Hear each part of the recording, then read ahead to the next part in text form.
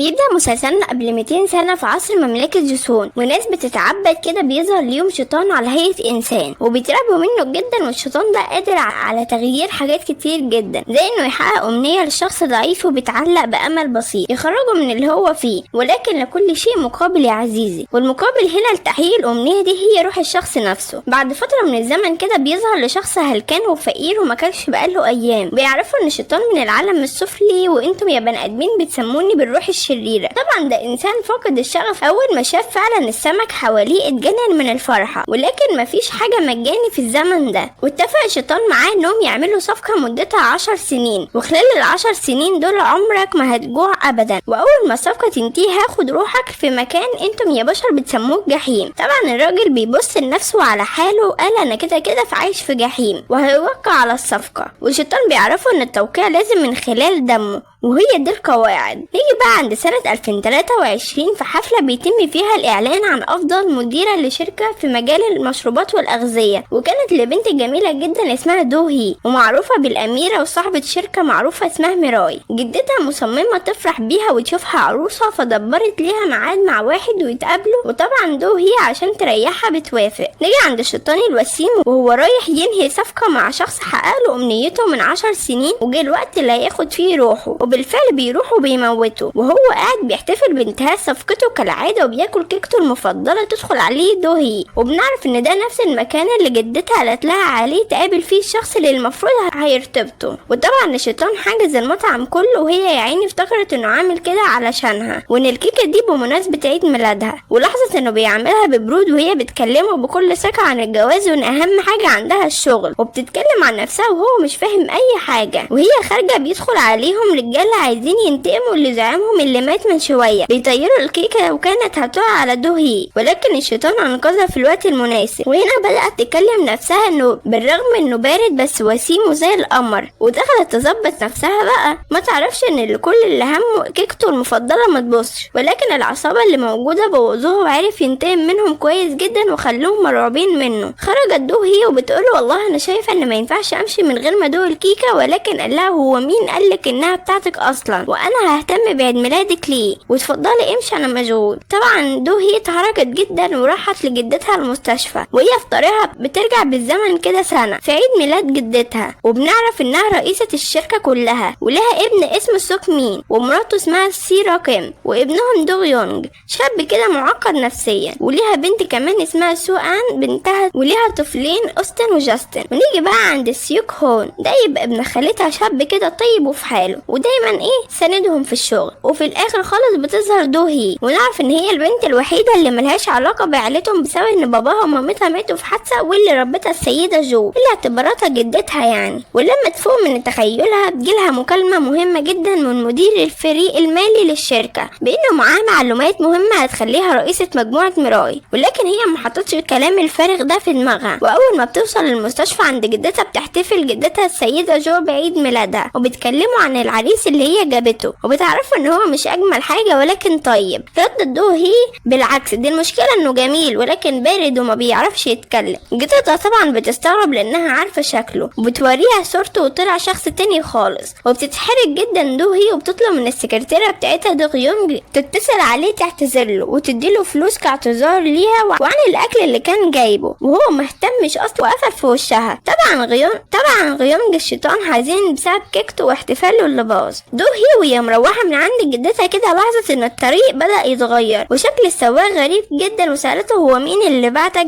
قال لها والله السؤال غلط والمفروض تقولي هتموتني ليه، وبدأ يقتل فيها، ولكن اتظاهرت بالموت وهربت وبتحاول تنادي على اي حد يساعدها، وخايفه جدا عشان كان السفاح بيلاحقها وبيجري وراها في كل مكان. وطبعا يجي دور الشيطان هنا وبيستغل الناس وبيظهر ليها، وتستغرب جدا انه نفس الشخص اللي قابلته في المطعم، ووقفت وهي مصدومه ومش عارفه تعمل ايه وتروح لمين، وفي الاخر جريت على غيونج وطلبت المساعده منه. قال لها هساعدك بس مفيش حاجه مجاني، لازم نعمل صفقه. قالت له انت مش شايف السكينه اللي معاه ولا ايه؟ صفقه ايه دلوقتي؟ وكان هيمشي ولكن قالت له تمام موافقه، المهم تساعدني. المفروض كان هيخليها تمضي قبل ما يعمل حاجه، ولكن كان شكل السفاح عامل له ازعاج، فراح يضربه ويجيلها على طول. اول ما بيروح لدو هي عشان الصفقه يفوق السفاح ويحاول يقتله، ولكن دو هي بتشده وبيقعوا الاتنين في البحر، وكان الشيطان هيغرق ولكن حاولت انها تساعده. وتاني يوم وهم على الشاطئ تحصل المعجزة، وهي ان علامة الشيطان اللي كانت على ايده اتنقلت في ايد دوهي، وفي نفس الوقت بتفقد الوعي دوهي وبتروح المستشفى. واول ما بتفوق بتشوف غيون معاها وموجود طول الليل، لدرجة ان اللي في المستشفى افتكروا ان هما مرتبطين، ولكن ده طبعا بسبب الوشم بتاعه وانه خايف لا يجراله حاجة لانه دوت اللي فيه قوته كلها. واول ما بتشوفه مرعوب على الوشم بالطريقة دي بدأت تهدده انها هتشيله بالليزر، ويفضلوا يتخانقوا لحد ما بتحاول تضربه بالقلم، ولكن غيونج بيقدر يتحكم في قوته اول ما بيمسك ايدها. وبنيجي وهو في المؤسسة بتاعته بيلاقي السكرتير بتاعه بيفتش في الكتاب اللي فيه كل حاجة عن الشياطين، وبيعرف ان الشياطين لو ما عملتش صفقة او مدة الصفقة انتهت من غير ما بياخد روح الشخص بيتحرق على طول، وحاجات تانية كتير. بيروح غيونج على واحد كان مدة صفقته انتهت، ولكن بسبب قوته الضعيفة ما قدرش عليهم وهرب منهم. نيجي عند دوهي اللي بتسأل جدتها لو كانت مخبية عليها حاجة بسبب مكالمة مدير الفريق المالي. لا، وبعد المكالمة نعرف انه اتقتل كمان، ومعرفتش منه حاجة وجالها فضول، ولكن جدتها قالت لها ان هي مش مخبية عليها حاجة، ودوهي بترد عليها ان هي كده كده واثقة فيها لان الشخص الوحيد اللي في حياتها وبتثق فيه. غيونج بيدور في كتابه يمكن يلاقي طريقة يرجع بيها الوشم بتاعه، ولكن مفيش، وبيحاول يعرف كل حاجة عن دوهي وطلب منها انه يقابلها. واول ما بتشوفه بتسرح في جماله كالعادة، وبتديله ظرف فيه فلوس كتعويض لسوء التفاهم اللي حصل، ولكن هو رفض وقال لها انه مريض وبسبب كريز اتوقف.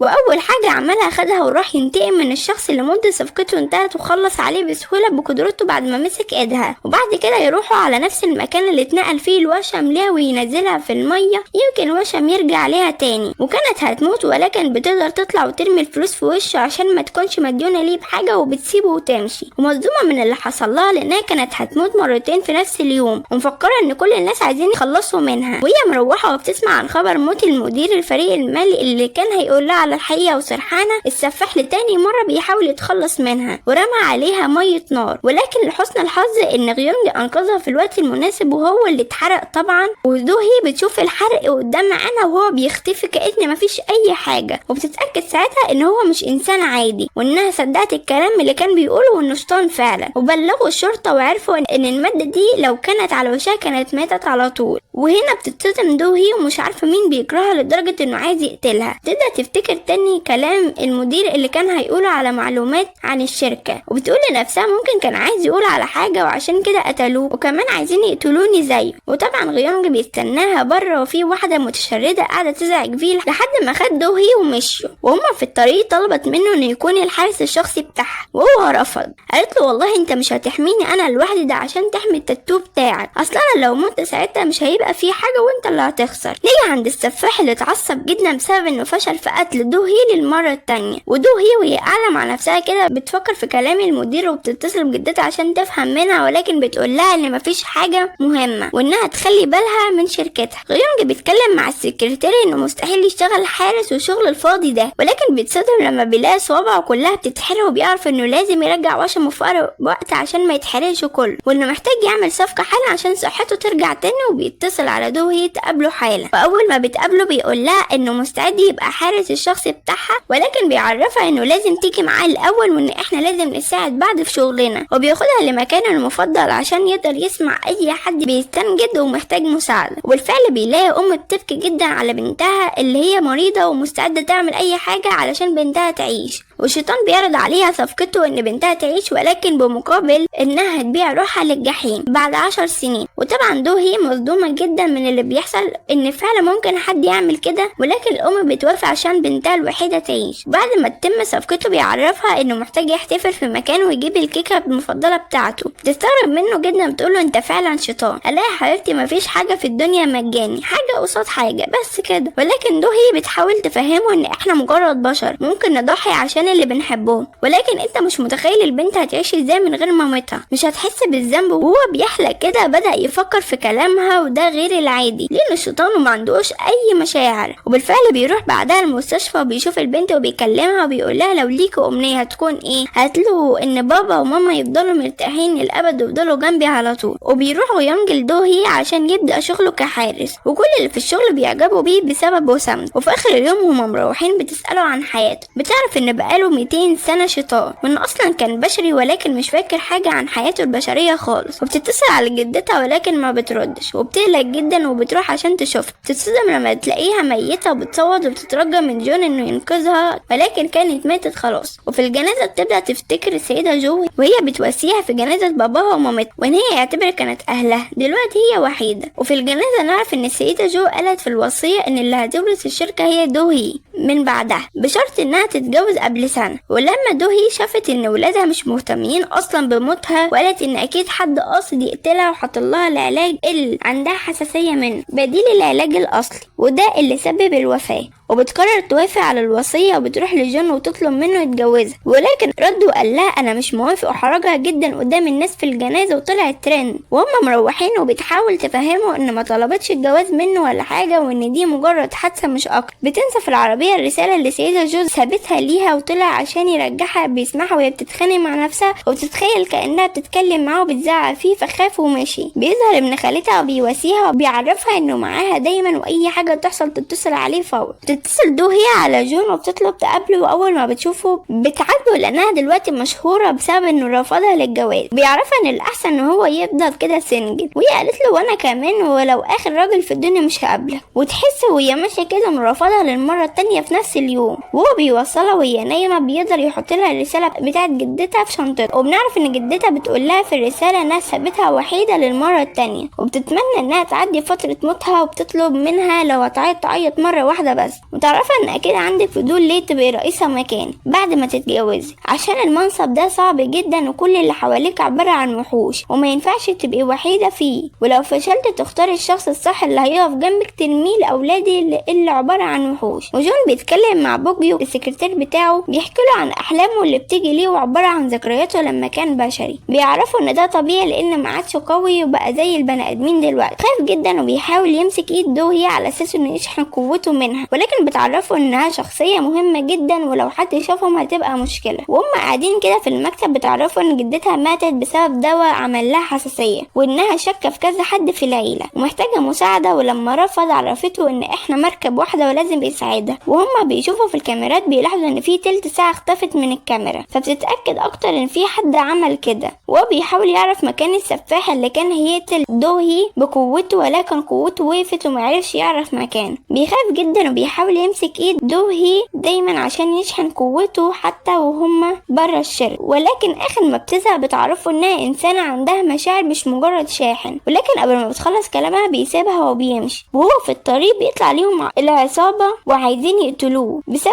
انه قتل زعيمهم، وما كانش قادر عليهم بسبب ان قوته كلها في الوشم. ولكن بتظهر دوهي في الوقت المناسب وبتجري عليه، وبيقدر اول ما بيمسك ايدها يتغلب عليهم كلهم مرة واحدة. واول ما بيخلص عليهم ضرب بيقول لنفسه وهو باصص عليها كده اوعى تقع في حبها. والسفاح اللي كان عايز يقتل دوهي كان مراقبهم وشاف كل حاجة وكان بيصورهم كمان. وجون اول ما حس ان مشاعره معاها بتتغير وصلها البيت ومشي، وهو مش مستوعب ايه اللي بيحصل وان المشاعر دي مش موجودة عنده اصلا عشان هو شيطان. نيجي عند نجمة السيوف جين اللي مش مركزة بسبب حبها في جون، وبتسأل لو كان على علاقة فعلا بدوهي ولا لا. وفي نفس اللحظة جون بيعاتب نفسه ومستغرب ان ما ينفعش يقع في حب انسانة، وانها مجرد انسانة ملهاش قيمة بالنسبة ليه، وان السبب في ده اكيد ان الوشم مش موجود. وبتروح دوهي عنده بحجة انها تسأله عن المجرمين اللي شافتهم، ولكن الحقيقة انها ما بتبطلش تفكير فيه وعندها فضول كان بيبصلها كده ليه. ولكن بتقابل جين وبتعرفها انها تمشي حل لان ممنوع حد يدخل غريب، ولكن دوهي ترد وتقول انها مش غريبة وبتفضل. واول ما بتدخل في المكان بتاع جون بتستغرب منه جدا ومن كمية الساعات اللي موجودة، ولفت انتباهها كتاب راحت تاخده، ولكن جون بيظهر في الوقت المناسب وبتتسحر في جماله ووسامته وبتتحرق جدا، ولكن بيعملها ببرود. وبتسأل عن السبب وبيقولها انا مش فاهم ليه المفروض ابقى لطيف معاكي يعني، وبتتحرق جدا وبتمشي وهي زعلانة. ولكن جون بيكلم السكرتير بتاعه وبيخليه وراها لحد ما بتوصل البيت في سلام. نيجي عند غيونج ابن سوك مي اللي بيتكلم مع دكتور النفساني بتاعه، واول ما قاله انك مريض قتله، وبيرجع لباباه وبيحس ان ابنه عمل حاجه. وفي نفس الوقت امه سيرا كام وهي نايمه بتتخلي السيده جو تتقتل وبتصحى مرعوبه.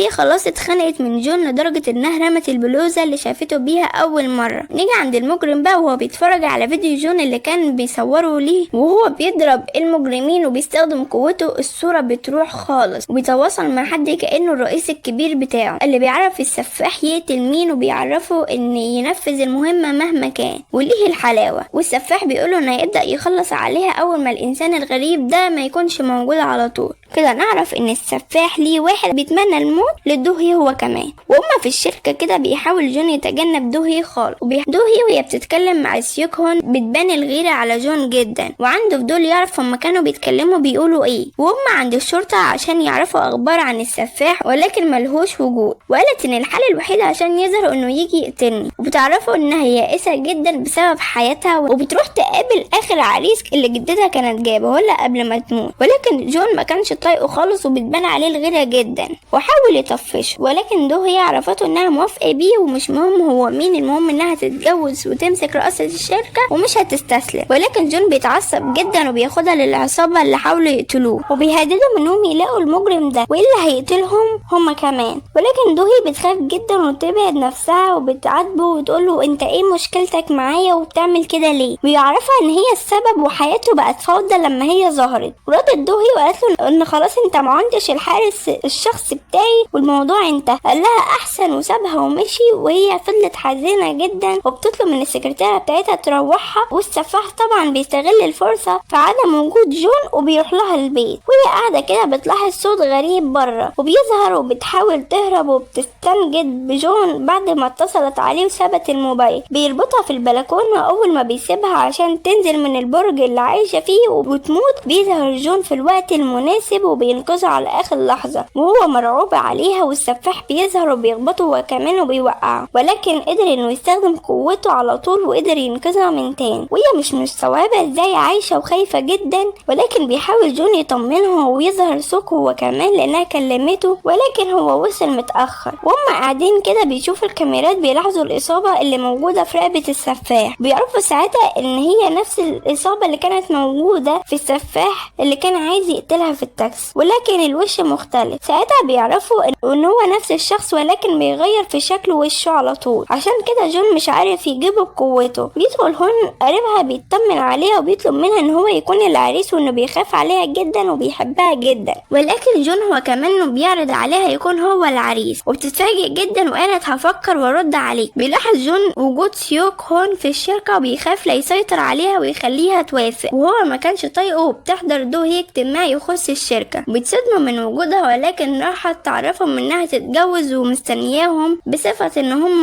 من عيلتها. وهي ماشيه كده بتلاحظ عامل عنده نفس اصابه السفاح وبتخاف جدا، ولكن جون دايما كان معاها وبيحسسها بالامان. واول ما بتلبس الفستان بتتخيل جدتها وبتفضل تتكلم معاها كانها موجوده وبتتاثر جدا. ونعرف ان العريس هو جون. وهي في الفرح بتلاحظ نظرات غريبه مرعبه من غيونج وبتتوتر جدا وبتشك فيه ان هو نفسه السفاح. وبيحاولوا يراقبوه في كل مكان وسمعوا انه بيخطط يقتل حد مش عارفين مين وكان هيكشفهم، ولكن جون سيطر على الموضوع وانقذها. وتظهر الست المتشردة تاني بتعرفهم انها عايشة هنا. وهم ماشيين بتواجه كلام مش مفهوم لجون وهو بيستغرب منه وشك فيها كمان انها تعرف حياة. بيبدأ سيوك هون يشك في جون ويبدأ يبحث عنه ويشوف صور قديمة للمؤسسة بتاعته اللي عايش فيها، وبيتفاجئ بصورة من 100 سنة لجون موجودة بنفس شكله وبيتصدم جدا. ويسأل هي اذا كانت تعرفه كويس ولا لا وانه خطر وما ينفعش يعيش معاها، ووراها الصورة. ولكن طبعا هي عارفة قصته فقالت ان جون نسخة من جده زمان وحاولت تتهرب من الموضوع. ولكن لما بيقابل جون مش بيصدق كلام هي وبيقوله انك اكيد مصاص دماء، ازاي عرفت تنقذ هي وازاي عرفت توصل بالسرعة دي، واتهمه انه شخص غريب الاطوار. ولكن جون بيتريق عليه وبيقوله ما تدورش عني كتير، انا مصنوع من الاسمنت فياريت ترتاح، وبيسيبه ويمشي. جين من بعد جواز جون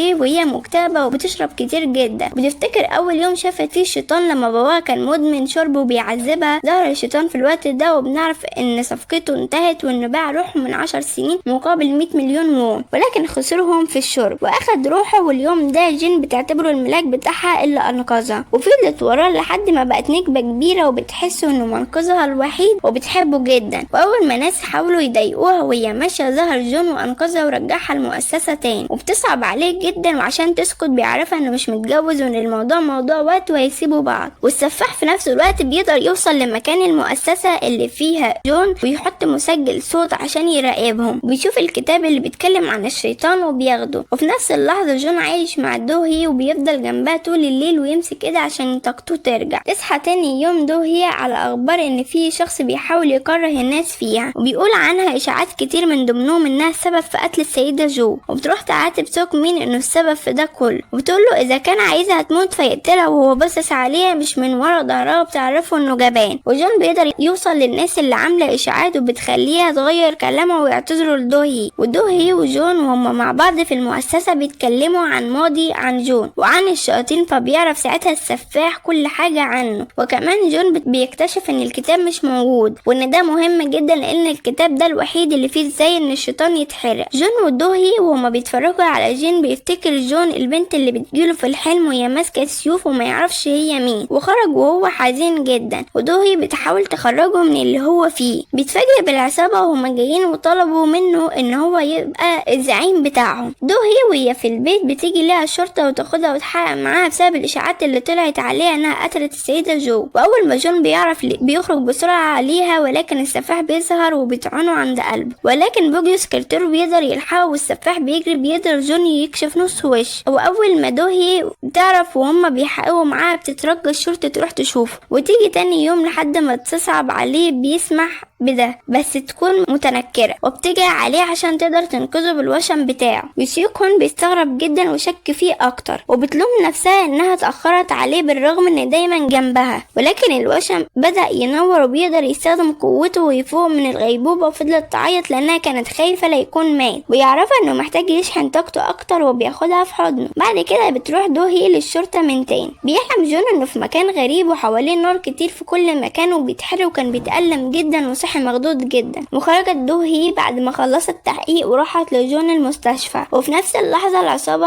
مأمنين المستشفى لزعيمهم جون رغم انه مش طايقهم ومش راضي عنهم اصلا. وفي نفس الوقت السفاح مرعوب لانه عارف قصة الشيطان وانه يقدر يوصله بسهولة في اي مكان يروحه بسبب انه شاف وشه الحقيقي. جون بيعرف دوهي انه هو هيجيب السفاح، ولكن دوهي بتقوله لازم الاول تبقى كويس وقوتك ترجع احسن من الاول. وبيحاول يروح معاها الشغل لكن دوهي رافضة وانه محتاج راحة. وفي نفس الوقت جون خايف عليها ومش ناوي يسيبها نهائي. بيقرروا السكرتير بوكي والسكرتيرة شين هما اللي يوصلوهم للشغل. واول ما بتوصل جين بتتكلم معاها بتعاتبها انه بتستغل جون وبتعرضه للخطر، وهي عارفة انه ضعيف وممكن يموت. وطول الليل بتفكر في كلامها وبتتخيل السيدة جو تتكلم معاها وتعرفها تعمل اللي قلبها حاسس بيه. وتاني يوم في الاجتماع عشان يرشحوا مين هيكون مدير الشركة بيستغربوا ان سيوك هون مش موجود رغم انه الوحيد اللي بيقف جنبها من العيلة. ولكن تحصل مفاجأة وتقرر دوهي تتنازل عن الشركة لسوكمي وتتسحب، وكله بيتصدم لدرجة ان هما بيشكوا انها بتخطط لحاجة اكبر. وجون بيحاول يعتبها على اللي عملته، بتعرفه انه مش مضطر يفضل ولا يحميه، وبتلومه انه حتى مش عارف يحمي نفسه هيحميها هي ازاي، وبتسيبه وبتمشي. سيوك هون بيفتكر لما قابل دوهي قبل الاجتماع واتفقت معاه انها تتنازل عن الشركة، وكمان عرفته انها تبعد عن جون عشان خايفة عليه ومش عايزاه يتأذي تاني، وانها مش عايزة تخسر حد بتحبه من تاني. ولكن جون ما بيسكتش وبيروح لسيوك وبيقول له اكيد عارف ان ده كله هيحصل ليه خليتها تستسلم، وهو بيتخانق معاه بيعرفه انها عملت ده كله عشان. وجون هنا بيتجنن وبيحاول يوصل لها، ولكن في الاخر بيلاقيها في بيت السيدة جو وبتعرفه ان كل اللي بتحبهم ماتوا ومش مستعدة تخسره هو كمان. ولكن عرفها انه مش مهتم وبفضل جنبها وهو معاها بدأت قوته ترجع تاني وقدر يوقف المطر وبدأ يعيشوا حياة سعيدة ولأول مرة جون يحس بالحياة من 200 سنة مع دو هي، ومش بيعرف يسيبها لحظة واحدة. سوك مين وهو في العربية بيفتكر من 17 سنة كده لما كانت أمه مرعوبة كأنها قاتلة حد، وتقول لنفسها إنها عملت حاجات كتير غلط في حياتها. وأول ما في مسج بتوصل ليه على موبايله بتوصل عند ابنه في نفس الوقت، وبيستغرب باباه جدا إن معاه موبايلين قاله إن هو مخصص ده للبنات بس. دو هي وهي مع سيوك هون بتشكره عشان هو جنبها، وبيحاول يعرف سر جون ولكن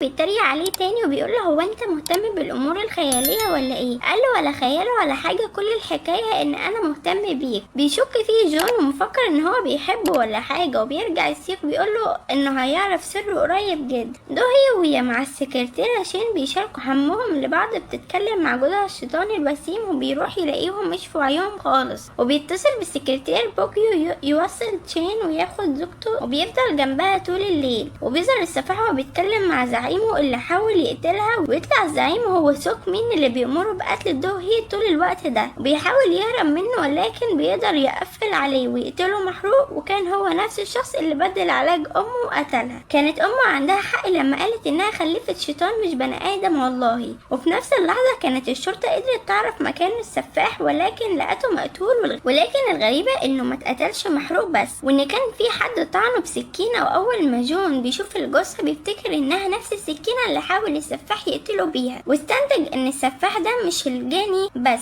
وان في ناس كتير وراه عايزين برضو يقتلوا دو هي. وبرضو استنتج ان هو اتقتل بسبب ان هو شاف وشه، واللي عمل كده اللي بيأمره بالقتل يعني الراس الكبيرة لسه موجود وفي خطر على دو هي. جون بيلاحظ ان الساعات بتاعت صفقاته وقف، وحب يتأكد اذا كانت صفقاته لسه شغالة ولا لا، فراح للطفلة المستشفى عشان يتأكد هي لسه كويسة ولا لا، اللي عمل صفقة مع مامتها. ولكن اللي لقاه ان الطفلة رجعت تتعب تاني ورجعت المستشفى من تاني، وبيلاقي حالتها صعبة جدا. وهنا لاحظ ان قوته مش بتخف بس، لا دي اختفت تماما، وصفقاته كلها بتتحرق قدام عينيه. بيجري على الست المتشردة اللي كان حاسس انها عارفة عنه حاجة لما قالت له انها تروح واحدة واحدة، وبتاخده على مكان كل اللي فيه بيحترموها جدا، وبتعرفوا انهم قادرين يعرفوا قيمتي الحقيقية مش شرط مظهري، ويجوا هما شايفينها هانم جميلة عكس جون، وبيقول لها هو ده المكان المناسب اللي هنتكلم فيه. وبتقدر من حركة واحدة بس بايديها تغير اماكن كتير، وبتقول له مالك متفاجئ كده ليه؟ انا اعرف اعمل كل اللي انت بتعرف تعمله. في ناس بيسموني الكون وناس بيقولوا عليا الزمن، وبيسألوا على قوته اذا كانت هي اللي خدتها منه ولا لا. بتعرفوا ان هي اللي ادته القوة دي ومخدتهاش منه، والمشكلة كانت عنده هو. قال لها ان اكيد في طريقة ترجع قوته تاني. قالت له الحل بسيط جدا، اول ما تموت دو هي قوتك هترجع في الحالة دي. وفي نفس اللحظة كانت جين بتحكي لسيوك هون عن حقيقة جون، وبتعرفوا ان هو شيطان وفي ناس بتقول عليه ابليس، واي حد جنبه بيجره للجحيم بتاعه. وبتعرفوا انه بيستغل دو هي وبيعمل معاها ده كله عشان الوشم بتاعه مش اكتر. ونيجي عند سيوك مين اللي مراته بتهنيه على تنازل دو هي للشركة، لكن بيعرفها ان ده حقه ورجعه مش اكتر. ويفتكر سنة 2006 لما شاف دو هي مع مامته لأول مرة، ويفوق ويبدأ بحذف المحادثات بتاعته مع السفاح. وفي نفس اللحظة بيفتح الموبايل اللي مع ابنه، ونعرف انه كان مهكر موبايل باباه وعارف القصة من اولها. جون اول ما راح لدو هي لقاها بتعمل له كيكة مميزة جدا، ولكن بيفتكر كلام الست المتشردة ان دو هي لو هي عاشت هو هيتحرق وهيختفي من الوجود اول ما القمر يكتمل. وبيرجع يقول لدو هي لو اخر يوم ليكي في الدنيا بكرة هتتمنى تعملي ايه؟ بتعرفوا انها تتمنى تكون معاه طول الليل وما تسيبهوش ابدا، ويتمشوا في الشارع وايديهم في ايد بعض. فبيطلب منها انهم ما يناموش النهارده ويفضلوا مع بعض طول الليل. واول ما بتنام بيتكلم معاها، بيعرفها انه هيمشي المكان بعيد جدا، وبترضى تقوله هي مش في وعيها انها توصل له مهما حصل. وبيروح يقابل الست المتشردة، بيعرفها ان هو مش هيتخلى عنها ابدا، وقرر يختار نفسه وهي كمان معاه، وان هي مش حاجة مستحيل زي ما هي قالت، ونصحها انها ما تقولش مستحيل ابدا. وضحكت عليه وعرفته ان دي القاعدة، لازم حد فيكم يموت، ولكن بيعرفها انك انت اللي حاطه القواعد ولكن البشر هم اللي بيقرروا مش انتي. وبيعرفها انه هيكافح عشانها مهما حصل، وعمل معاها رهان لو قوته رجعت وفي نفس الوقت دو هي عاشت هي اللي هتخسر. وبتقول له مستحيل، ولكن بيفكرها تاني انها ما تقولش ابدا مستحيل. وبيعرف جون السكرتير بتاعه وبيوصيه على المؤسسة وانه هو هيبقى المدير من بعده. وبيرجع لدو هي وبيعرفها ان قوته هترجع بكرة لما القمر يكتمل، ولكن لازم في نفس المكان اللي حصل فيه الحادثة. وبتفرح دو هي جدا. ونيجي عند سوك مين اللي بيلاحظ تاني موبايل ابنه بيشتغل وقت ما موبايله بيشتغل، وبيشك فيه جدا ويقدر يكتشف بيكتشف لما بيرن عليه من موبايل السفاح ويلاقي الموبايل بتاعه بيرن،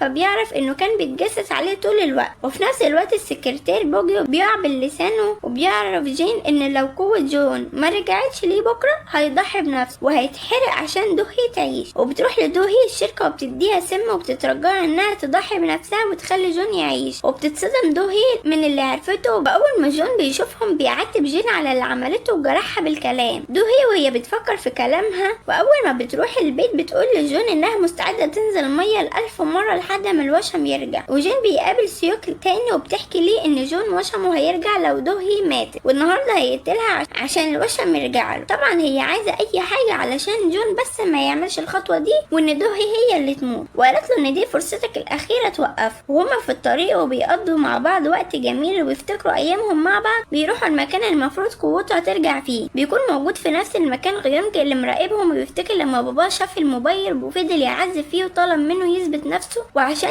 يثبت نفسه لازم يقتل دوهي.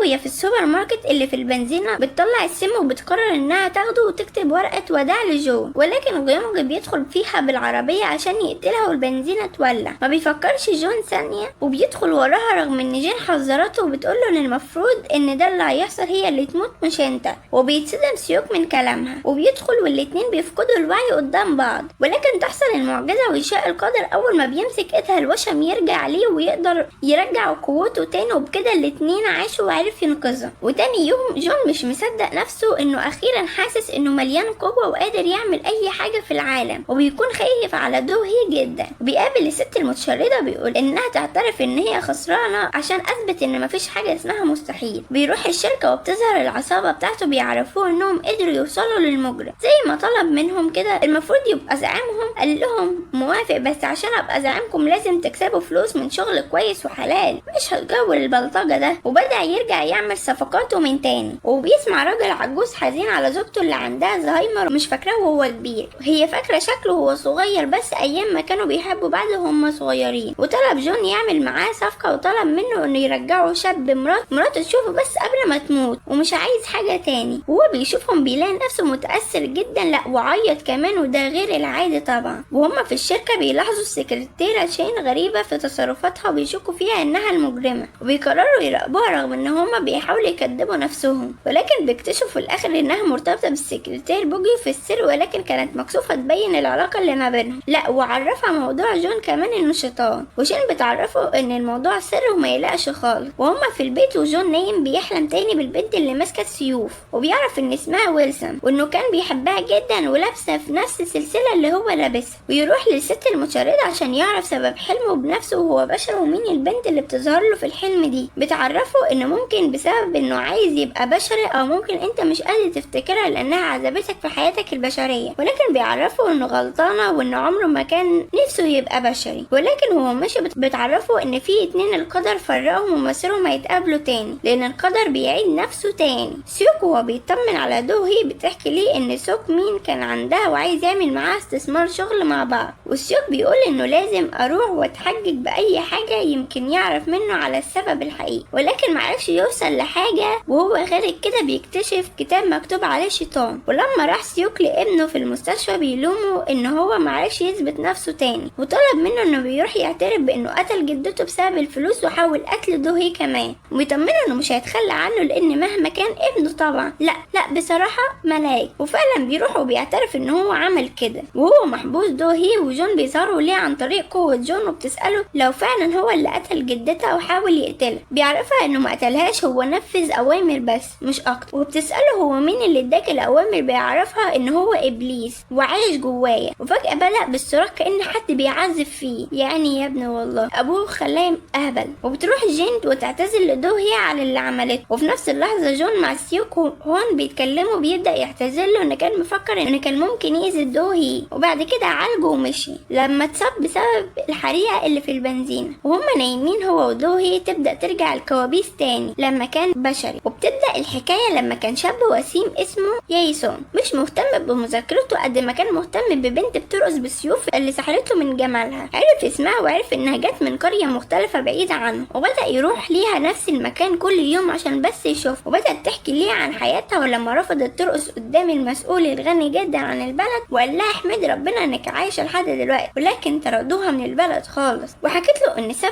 طردها كان عندها صاحبتها المقربة انتحرت في الوقت ده، وكانت صاحبتها بتحب شخص كويس جدا وعرفته ان الحب عمره ما بينقذ انسان، بالعكس بيحسسه بيأس مش اكتر. ولكن ياسون يعرفها ان الحب ممكن ينقذ انسان مستعد لاي حاجة حتى لو هيبقى عايش في يأس، المهم يكون معاه. ووقعوا في حب بعض جدا وطلب منها الجواز، ولكن هي قالت ان في اختلاف في المستوى، انت فين وانا فين. وقالت له لو العالم كله هيفضل زي ما هو القدر هيجمعنا تاني مع بعض. واداها سلسلة بتاعته قبل ما بيسافر لمهمة تبع شغله، وقالت له انها مش هتعلقها لحد ما يرجع، وطلبت منه انه ما ينساهاش ابدا. وحصل اشاعات في البلد بسبب البنات اللي جايه من القرى التانية انهم بيلفوا على ويسن ولي العهد، وعرفوا ان ما فيش غير بنت واحده موجوده وهي ألس، وامروا بقتلها في نفس اليوم اللي جه فيه ياسون وملحقش انه ينقذها. وتحول من شخص طيب والناس كلها بتحبه لشخص متهور والانتقام في عينه، واي حد يقابله يقتله حتى لو بريء. وبعد كده قتل نفسه، مات منتحر يعني. والاتنين كده مات. واول ما صحي من الكابوس ده وعرف كل حاجه وحياته البشريه فضل يعاتب نفسه ان هو يعتبر هو اللي قتلها، هو السبب في موتها. واول ما راح للست المتشرده وبيعتبها على اللي عملته فيه وحولته للشيطان، قالت انت احتجت مساعده لما كنت بتحقد على البشر كلها، من هنا ظهر الشيطان فيك. وعرفته ان القدر هو ونهايتكم هتبقى حزينه ومؤلمه زي اول مره شفتوا بعض فيها. بيتعصب جون عليها جدا، ولكن بتعرفه ان هو بيدفع الثمن اللي عمله زمان والقدر مكتوب. واول ما جون بيقابل بوجيو بيعرفه ان ذاكرته رجعت وان اسمه ياسون وانه مات منتحر، وبيصعب عليه بوجيو جدا وبيقول له عرفت انت مخلوق بتكره البشر ليه. وجون بيعرفه ان مقابلته لدوهي مش صدفه وانما ده قدر وبيعيد نفسه. بتروح سيرا كيم تزور ابنها اللي بقى مريض نفسي بسببهم، وبتعرفه انها غلطته انه ما نفذش اوامر باباه، وبيعرفها انها عارفه كل حاجه وساكته وانها الشيطانه الكبيره، وبيفضل يصرخ لحد ما الشرطه بتيجي بتاخده. وقبل ما بيخرج عرفها ان دورها جاي بس تستنى. وبعد كده بنعرف انه انتحر. في الجنازه بتروح دوهي وبتعزز سيوك مين وبيعتذر لها بكل لقمه وبيقول لها ما كنتش متخيل ان ابني وحش للدرجه دي ويعمل ده كله وانه مصدوم، واكيد انتحر بسبب تأنيب الضمير اللي عمله. وهنا يا جماعه بحاول استنتج ازاي مطلعين البطل شيطان وفي شيطان حقيقي في قلب المسلسل. والمهم بعد كده بيوعدها انه هيعوضها عن اللي حصل، بيطلب منها الموضوع يبقى سر عشان سمعه الشركه. بتقول له هو انت في ايه ولا في ايه؟ انت المفروض تفكر في ابنك وفي الحاله اللي انت فيها مش في الشركه. وبيعرفها ان مامته وباباها تعبوا في الشركه دي. تخيلي لو الصحافه عرفت ان امي ماتت على ايد حفيدها المريض عشان الفلوس. وبيحاول جون يطلع دوهي من اللي هي فيه ويبدا يعمل معاه الحاجات اللي كان بيعملها في حياته البشريه. وبيقابل الست المتشرده وبيطلب منها تساعده ان حياتهم تنتهي نهايه سعيده، ولكن ما استفادش منها بحاجه لانها قالت له ببساطه مفيش سعاده من غير تعاسه. جون بيحاول يخلي دوهي سعيده دايما واي حاجه بتتمناها بيعملها. وهم بطريقهم للشركه ومتحمسه دوهي للكريسماس لانه اول كريسماس ليهم مع بعض. وجون بسحره يقدر يشغل لها الاغاني الكريسماس، ولكن بتحصل حادثه في الطريق تخلي دوهي تعيسه جدا لانها ساعتها بتفتكر الحادثه اللي حصلت لاهلها اللي ماتوا بسببها. واول ما جون بيقابل سيوك في الشركه بيطلب منه يحكي له عن دوهي لانه عارفها من زمان وانه حاسس انها مش عارفه تبقى مبسوطه ودايما حاسه بتأنيب ضمير، وخصوصا اول ما شافت حادثه العربيه. سيوك بيعرفوا ان اكيد فكرها باهلها وانها حاسه بتأنيب ضمير لانها مفكره انها سبب في موتهم بسبب انها طلبت من باباها يجي باقصى سرعه عنده عشان ما يتاخرش على العيد الكريسماس. وكانت احلى اوقاتها كانت مع اهلها. دوهي وهي نايمه بيجي لها كابوس عن اهلها، وبيقدر جون يتحكم في الكابوس ده وهي نايمه، وبيقدر يحول الكابوس لحلم جميل بظهوره ليها بيخليها تقضي وقت جميل مع اهلها والسيده جو. وبيعتذر ليها ان هو ده بس اللي يقدر عليه يعمله عشانها، ويقضوا مع بعض وقت جميل جدا. وجين بتعرف جون انها مسافره وبتتمنى ليه حياه سعيده، ويطلب منها تفضل ولكن كانت مصممه عشان مستقبلها وشغلها. بيعرفها وهي ماشيه انها كانت دايما جميله مميزه. دخلت سيرا كيم في اكتئاب بعد موت ابنها، وبدات تفتش في خزانته وشافت كتاب جون الشيطان في خزانته، ومسكها سوك مين متلبسه. بيعرفها انه كان مفكر انها ما تعرفش حاجه، لا وعارفه كلمه سر الخزنه كمان. وفي نفس اللحظه دوهي وجون بيتجهزوا عشان يروحوا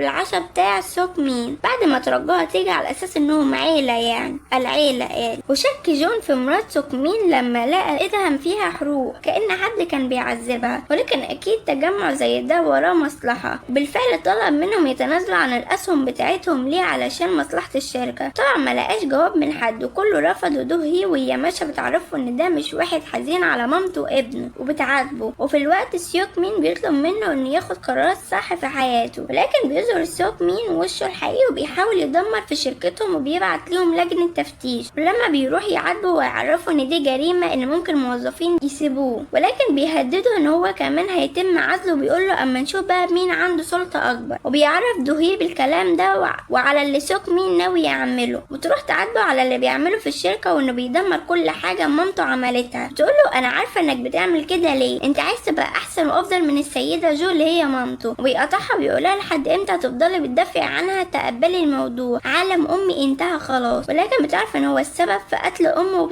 وبيعرفها انها كانت ابليس، بيعرفها انه انتقم منها عشانها. بيقول لها انت مفكرة ان باباكي ومامتك ماتوا في حادثة، ولكن ده مش صح، السيدة جو اللي بتثقي فيها هي اللي قتلتهم. وفي نفس اللحظة بيروح جون لسيرا وكام المستشفى وهي بتتعالج وبيطلب منها تساعده في انه يجيب كتابه، ولانه مهم وبيسألها لو سوك مين هو سبب الحروق اللي فيها، لكن ما بتقولش حاجة. وفي نفس اللحظة كانت دوهي مع سوك مين بيحكي ليها على اللي شافه، وكان موجود في نفس اليوم اللي ماتوا فيه، وسجل لمامته الصوت وهي بتتخانق مع والد دوهي بسبب الشركة، وكان بيهددها انه هيسيب الشركة بعد كل اللي حصل. وبعد كده حصل الحادثة ودوهي مش مصدقة وبتكذبه، ولكن سيوك مين بيعرفها انها تروح عندها وتسألها وبيحاول يقتلها عشان تروح عندها. وفي نفس الوقت سيرا كان بتجري ورا جون وبتعرفه ان سيوك مين هو الابليس الحقيقي، وهو اللي قتل مامته وابنه، وهو اللي بيحاول يقتل دوهي في كل الوقت ده، وهو اللي عمل فيها كده ومعاه الكتاب. وساعتها بيقلق جون جدا وبيروح لدوهي في الوقت المناسب وبيحاول قتل سيوك مين وبيخطفوا المكان فوق البرج وحاول قتله. ولكن دوهي بتعرفه ان مكتوب في الكتاب لو قتلت انسان بنفسك هتروح للجحيم وتتحرق، وبيستفزوا انه يقتله عشان يروحوا للجحيم سوا. بيعرفهم ان مفيش دليل ضده ومحدش يقدر يعمل له حاجه، ولكن جون بيعرفوا انه فشل يخفي دليل واحد وهو مراته، لانها دلوقتي زمانها عند الشرطه وبتحكي كل حاجه، وبيطلبوا منه يستسلم مفيش مكان يروحوا تاني. قال لهم انتوا غلطانين، ممكن اروح للجحيم، وساب ايده من جون ورمى نفسه من البرج. وبدات الاخبار كلها تتكلم عن انتحاره وان المجرم الحقيقي، ولكن محدش عارف يشوف جثته لحد دلوقتي ولا عارف هي فين. هي خايفه جدا انه يكون عايش، لكن جون بيطمنها انه لو كان عايش كان هيقدر يعرف مكانه وقوته، ولكن مفيش اثر ليه. بيحاول جون يهون عليها رعبها بوجوده جنبها طول الوقت. وفي الشركه بتفتكر دوهي كلام سيوك ان مامته هي اللي قتلت عيلته، وفضلت تبحث عن الموضوع. وبتعرف جون ان في طريقه واحده تهرب فيها كل حاجه، وراحت للكنيسه اللي السيده جو دايما بتروحها وبتحكي مع الكاهن الموجود هناك، وتقابله فعلا. ولكن اول ما بيشوف جون ما بيرتاحش ليه بسبب كلامه، وبيحس ان هو مش انسان من اول ما بيشوفه، وبيطلب يتكلم معاها عن الفراد. وبتطلب من جون يخرج، وبدأ يحكي لها انها جت وخايفه ما تدخلش الجنه وخايفه لدو هي ما تقبلش المغفره بتاعتها. بيعرفها ان ده الوقت اللي بتعرف فيه الحقيقه. نرجع بالزمن لما كانت بتتخانق مع والد دوهي ان في استثمار هتنفذه وده ممكن يأذي عمال في الشركه، ولكن هي بتعرفه ان ده استثمار كبير زي ده يستحق التضحيه. هو بيتعصب جدا وبيعرفها انه هيحكي للناس كل حاجه ومش يسمح بده يحصل لانه تعب في الشركه زيها. في اللحظه دي كان سيوك ابنه سجل ليها الكلام، وهي بتعرفه انه استقال وان هو ملهوش الحق ان هو يتدخل في شركتها. ولكن وهو ماشي في الطريق ومقرر ان هو يفضحها وهيبين خطتها للناس، بتروح وراه بالعربيه وبتحاول توقفها عشان شركتها ما تتدمرش. وبيعرف زوجته انه لازم يعمل حاجه كويسه قبل ما يموت، ولكن زوجته بتعرفه ان الساعه داخله على 12 والوقت بيخلص، وبيطمنها انهم هيلحقوا يشوفوا دوهي ويودعوها، ولكن ما بيلحقش ويعمل حادثه على الطريق. وبيظهر هنا المفاجاه، بيظهر الشيطان وبيعرفوا ان الصفقه انتهت وبيترجاه ينقذ مراته، ولكن بيعرفوا ان مش من حقه يطلب امنيه قبل كده اتمنيت وعملت لك صفقه معايا من 10 سنين والوقت خلص. ويعرفوا ان مش هيعرف يسيب دوهي لوحدها، ولكن الشيطان بيعرفوا انه هيموت بسكته قلبيه، وبيموت بالفعل هو ومراته. والسيده جو شافت ابليس قدامها وعرض عليها صفقه وتحقيق اي امنيه ليها، ولكن شرط انه ياخد راحه بعد 10 سنين. ولكن العربيه بتولع وما بتتمناش، ومن هنا جت لها الاصابه اللي ظهرت يوم الحادثه. فضلت تلوم نفسها طول السنين دي انها السبب في اللي حصل. واول ما دوهي قابلت جون عرفته ان سوك مين كذب وحاولت تبان عادي، ولكن جون حس بحاجة فيها وراح للكاهن وعرف ان هو ابليس وحكى ليه كل حاجة. بدأ يفتكر كل حاجة عن اليوم اللي قتل فيه عيلة دوهي. وبتروح دوهي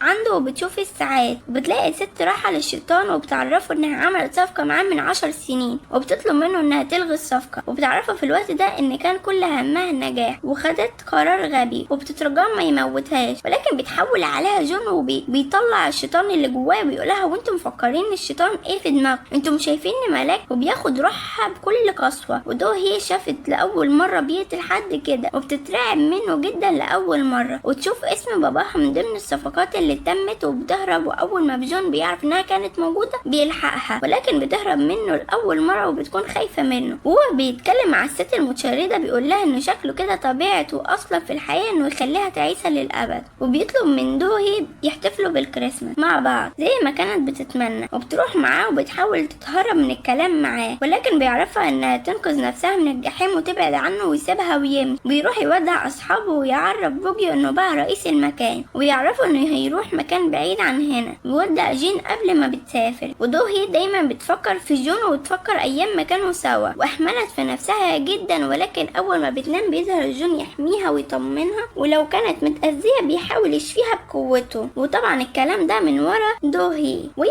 بتحس ان هو موجود جنبها بالفعل. بتروح للمكان ولكن ما تعرفش عنه اي حاجة وبتشوف بوجي وبيديها سلسلة جون اللي كانت اداها ايام ما كان بشري. واول ما بتلبسها بتحلم باول حياة ليها وبتعرف ان البنت اللي كان جون بيحلم بيها هي نفسها. وعرفت ان نهايتهم كانت تعيسة مش زي ما جون حكى ليها. وعرفت ان بعد عنها عشان القدر بيعيد نفسه وانها هتفضل تعيسة طول ما هو جنبها. وعرفت ان اكيد جون موجود في نفس المكان اللي اتقابلوا فيه من قرون. وبتجري تروح عنده ولكن بتلاقي سيوك مين في العربية وخطفها وحرق نص وشه عشان جون ما يقدرش يتعرف عليه بقوته. وبيعرفوا انه هيقتلهم هما الاتنين ولكن بتعرفه انه سابها ولكن هو ما بيصدقش. بيفضل يندى على جون عشان يظهر وينقذها. بيفضل يعذب فيها ولكن بيظهر جون والغضب في عينيه وبيحاول يقتله لكن بتجري عليه دوهي وبتعرفه انه ممكن يتحرق. بتترجاه ما يقتلهوش وانها كويسة ولكن سيوك بيقوم وبيضرب نار على دوهي ولكن جون من الغضب ضرب على سيوك وحاول ينقذ دوهي رغم انه لو رجعها من الموت بالطريقة دي هيتحرق. ورجعها فعلا وبدأ يتحرق قدامها ويختفي قدامها. وطبعا دوهي دخلت في اكتئاب وفي صدمة وبتقول انها عايشة في جحيم بسبب اللي حصل لجون بسببها وبتتمنى لو ما كانش انقذها وهي اللي ماتت. ودخلت المستشفى وجه يوم الكريسماس وهي في المستشفى وبتخرج تكلم نفسها وبتروح عند اول مكان شافوا بعض فيه وبتتكلم مع جون وبتقول له اعمل معايا صفقة دلوقتي وحقق لي امنية انك ترجع لي تاني. ويشاء القدر وجون بيظهر من تاني وتحقق امنيتها وهي مفكرة نفسها ميتة او بتحلم ولكن بيأكد لها انها صاحية وبيقول لها عيد كريسماس سعيد. وبيروح للست المتشردة لانه متأكد انها السبب في رجوعه ولكن بتقول له انه ساعات امنيات الكريسماس بتتحقق لكن بيقول لها ايه السبب اللي خلاكي تساعديني. قالت له ببساطة هي حبت تعمل صفقة وانا تممت الصفقة مكانها ولكن بيخاف لا تكون هتاخد روحها للجحيم. ولكن قالت له ما تقلقش هي دفعت الثمن الصفقة خلاص في خلال الايام اللي فاتت. ويروح لاصحابه اللي مش مستوعبين انه عايش. وجين هتسيب البلد خلاص بتقابل بنت باباها كان بيضربها وبتفتكر نفسها زمان وهي صغيرة لما كان باباها بيعذبها وبتقدر تحميها وقررت انها تفضل عشان خاطر البنت دي لدرجة ان البنت فكرتها ملاك زي ما كانت مفكرة الشيطان ملاك بتاعها. وسيوك جون بقى رئيس مجلس ادارة الشركة. وبتروح دوهي عند السيدة جو بتطمن انها مش لوحدها ودلوقتي مع اكتر شخص بتحبه. وفي نفس الوقت جون بدأ يقرأ عن الحاجات اللي بتخلي الانسان ما يعجزش بسرعة. بيأمر دوهي انها ما تعملش كده زي انها تاكل فيتامينات كتير وتبعد عن الحاجات المصنعة علشان ما تتأذيش وما تتعبش لانه هيفضل شاب طول عمره وهي هتكبر في السن. وبقى عايشين في سعادة لدرجة ان الشيطان اللي محدش يقدر عليه دوهي بتقدر عليه وبترهب منها ولكن ما يقدرش يبعد عنها لحظة واحدة. وبتنتهي قصتهم نهاية سعيدة وقدروا يغيروا قدرهم لنهاية جميلة. وبينتهي مسلسلنا على كده. كانت معاكم روما. ما تنسوش اللايك والسبسكرايب او الاشتراك في القناة عشان يوصل لكم كل فيديوهاتي. بحبكم جدا يا اصحابي.